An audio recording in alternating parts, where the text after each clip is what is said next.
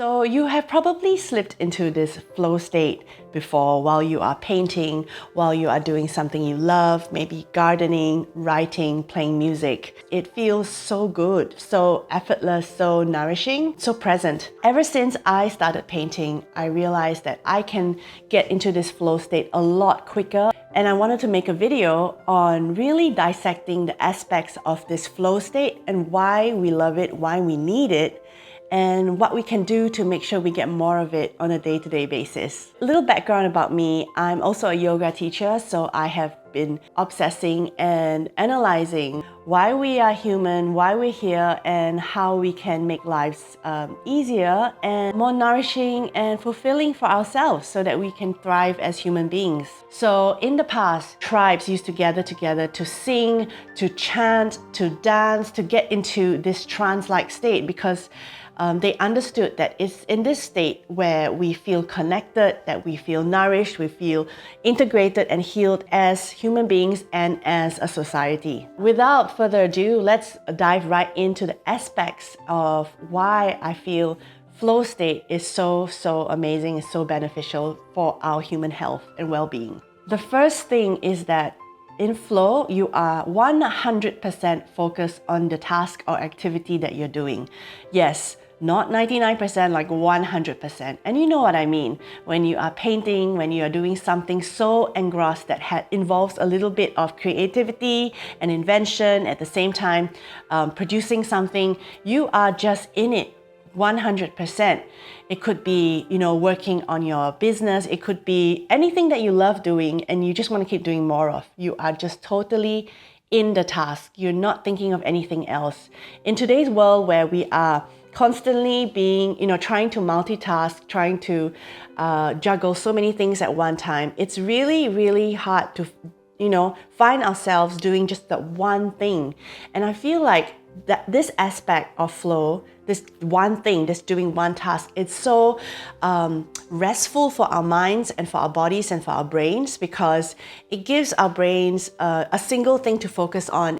It's just like giving a brain a break. And the second thing about flow is that we are really fully in the present, doing the task that you love doing. So if you read anything or you follow, Buddhism, Zen, yoga, meditation, a lot of the teachings of those modalities tells us that we need to practice being in the present more. Like being in the present is the key to being happy and calm and thriving in life. Because the human condition is that we always like to dwell in the past or, analyze the future, trying to predict the future. So is it past, future? We are seldom in the present, and we can take a lot of learnings from children, right? If you have small children or you're around small children, so many of them, the younger they are so in the present, right? They are in full play when they're playing. They're just really fully doing what they're doing. They're not worrying about the past. They're not, trying to plan for the future. They are just here and now. And that's the beauty about flow. It really brings you into the present moment. Whether you are painting, you're putting that pigment, spreading it into the water, watching it spread, looking at your subject, it's all happening here and now and not anywhere else. And that is a huge, powerful aspect of flow that is wonderful for our whole beings.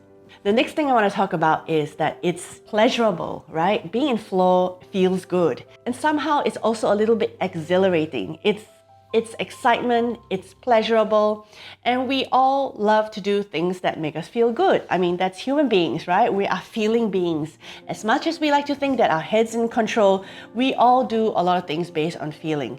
Unlike some other kinds of activities that might feel good but are bad for ourselves, things like binge eating junk food, online shopping, all those sort of other pleasure-seeking activities. Being in flow when you are doing something creative is actually good for you. It's a good kind of pleasure. So that's a huge reason why we all keep wanting to go into flow, isn't it? It's actually so good for you. It feels so good. The next thing I want to talk about is that it's motivational, right? So being in flow is something that you don't need to motivate yourself to do. Sure, to get to the flow, like to get to your paints, maybe you need the motivation, but once you're in it, it kind of feeds itself. It motivates itself. Like every time I paint, I feel like I don't want it to end, you know? It feels so good. I just keep on going, going, going. So it is motivational, self-motivational. You don't have to be pushing yourself in any way. The next thing about flow I love is that it gives me a sense of confidence. I'm not sure what it is. Maybe it's the lack of negative self-talk or lack of distractions or whatever, but I actually gain more confidence while I am in flow, whether it's painting or writing or doing something else that I love. And this confidence really, really helps me doing the work that I do now, but also later when I'm, thinking about myself and my work and self-worth, the confidence is just incredible. So flow brings confidence. Now, the next thing is so incredible is that it's effortless. You can just slip right into it and you are flowing. And I think that's why the word used to describe this is flow, because when you are flowing, like water flowing down a river, it might have obstacles, it might have bends and all this, but there is some kind of a force that is just pulling you towards an end goal that doesn't need a lot of effort. You're almost surrendering and letting go and effortlessly following the paths of this journey that we are taking with our craft, with our creativity, our work. This sense of effortless just makes it so easy to go into and so alluring. Now, the next aspect, which I find really, really important, is that I feel like I can leave my ego aside. Ego meaning like the sense of who I am, my name, my identity, my roles in life, my responsibilities. I can just really put them aside.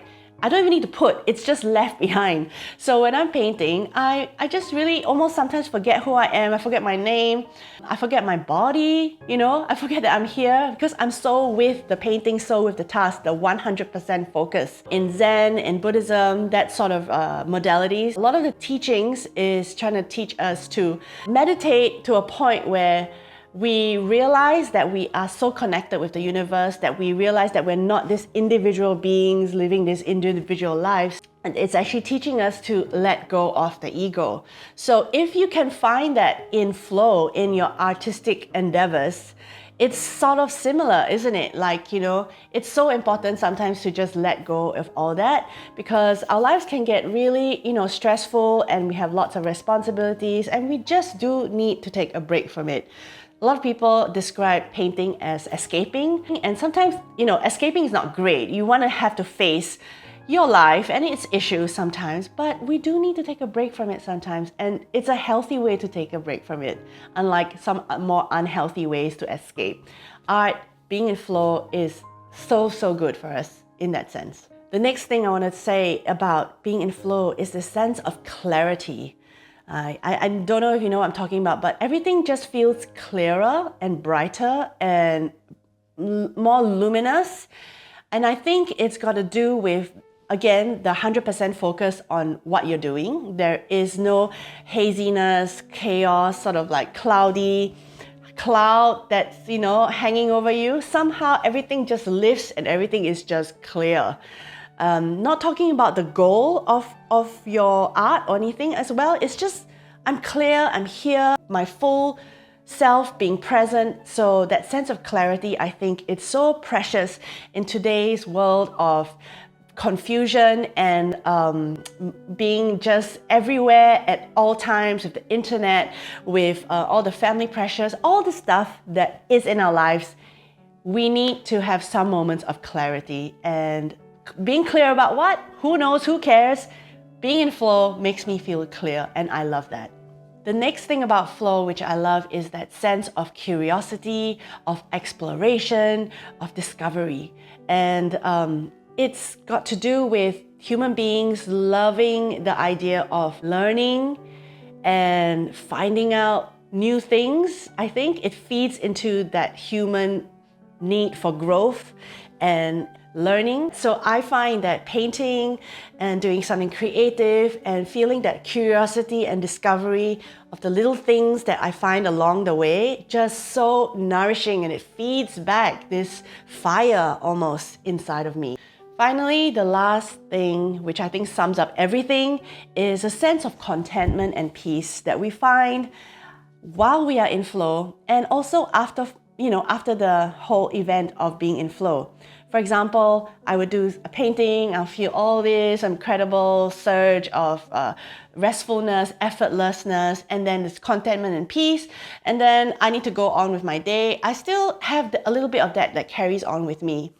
And we all can do with more contentment and peace in our lives, can't we? So those are the little things that I have pulled out from being in flow state that makes me want to go and do it more and more, I realize. It's just all these things that we need more in our lives, right? I can't think of anything that's negative or detrimental about that. So the next part of this video, I'm going to be sharing with you a couple of ways that you can set yourself up in your life to be in this flow more often. Because I believe that this flow state is as important as exercise, as diet, as being social with your friends. It's one of those things in life that we actually need to lead a balanced life. And I don't think it's talked about it near enough. We are, as human beings, we are trying to figure it all out now, aren't we? So these are the little things you can do to set yourself up in life to make sure that you get it more regularly. First one is make sure you have time. Just like you set yourself up time to go to the gym or walking your dog, you need at least 15 minutes, if not up to an hour daily for your flow exercise, all right? Your flow, being in flow. So carve yourself up that time, non-negotiable, make it happen every day, and you will see the benefits of being in flow. Secondly, make sure you have no distractions around you or as little distractions as possible. I remember when I had a desk back home in my house and my desk was facing the family, the kitchen, and it was really hard for me to drop into flow. I really have to really force myself because my kids will be running around, I will see the dishes, I will see the TV, it's hard. So then I moved my desk to face the window, my back to everything, and that worked wonders, right? Take away the distractions, switch off your phone, make sure that you don't get interrupted, and flow will come more easily, and yeah, you'll be better off with that. The next thing that you need to know about making sure you can slip into flow state is whatever that you want to do, whatever you love, whatever craft you are trying to start with, make sure you do lots of practice beforehand, because I think to drop into flow, you need to have an idea of what you're doing.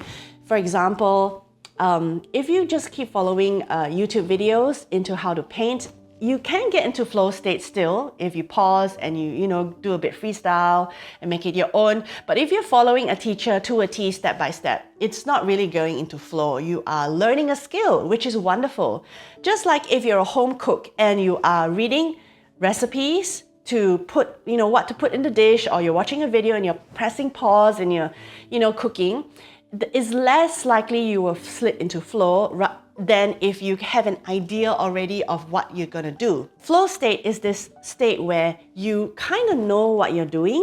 You know the steps, maybe the next step, 2 steps ahead. You might not know what the end result might be, but you are in the moment enough to know what you're doing now and doing next, okay? So practice your craft, your skill, and then you will be able to access flow after quite a few hours, maybe 10,000 hours of practice. Finally, the most important thing about going to flow, for me anyway, is to let go of expectations. So for me, like when I have to paint for a commission, I realize that I don't really get into that flow state as easily because I am so hung up on making it perfect, to look great, to make sure I get every flower correct in its correct position.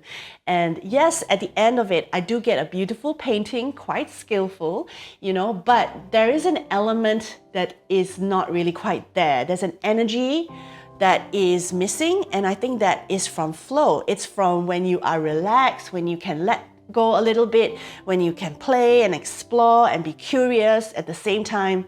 Those paintings are usually the ones that make me go like, oh my God, this was really cool. I did not expect it to turn out this way, and look at it, I'm really, really pleased. This is why teaching on YouTube actually works out for me, because I get to paint what I like, what I want, and teach it to you that way. So yeah, Let go of expectations. Try your best to not have any expectations when you are thinking that you need to go into flow. And this might be tricky because, for example, if you are going to cook a 5-course meal and be paid for it, you need to get it right? So maybe in that situation, you might not go into flow. But if you are just cooking for your family and you tell your friends, like your family, like, okay, tonight's dish is gonna be free flow, and then you slip into flow and you create something amazing. Try to set up your life so that you can go into flow without expectations. Alright, so that's it. Let me know in the comments below if there's anything about flow state that you really want to share, any aspect that I didn't bring up. Please let me know. I'm so curious to find out what you think. I've been really wanting to make this video for a while now because it's just something I'm very passionate about, and it's close to me. But guess what? All these expectations that I had prevented me from making this video earlier, but now I have it. I'm really glad that I hope it's going out. I do have some other videos that I talk about mental health and art as well. Go check it out. I'll link it in the description below as well as in the end cards. Sign up to my mailing list if you haven't already. I do send out regular emails and I talk a lot about the whole topic of this journey of art, of mental health, of flow. If you sign up to my mailing list, you will get a free mini ebook, 9 Secrets to Loose Florals, where I do talk about specifically how painting loosely florals can really feel so good and nourishing to our souls. So thank you so much for watching this video. Please hit the like button, subscribe to my channel, and I'll see you in the next one.